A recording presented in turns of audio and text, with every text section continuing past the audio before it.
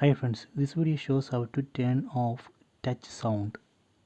Open settings, tap on this settings app icon,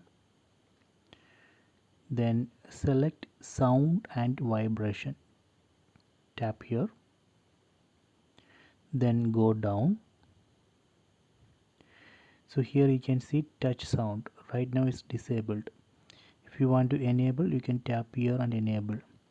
If you want to disable touch sound, you can tap here and disable. So this way we can enable or disable touch sound.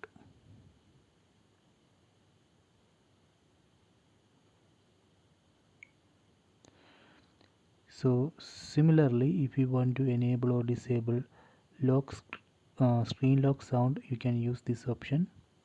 Then screen captures sound, message send sound. So those things you can enable or disable via this option. So please try it.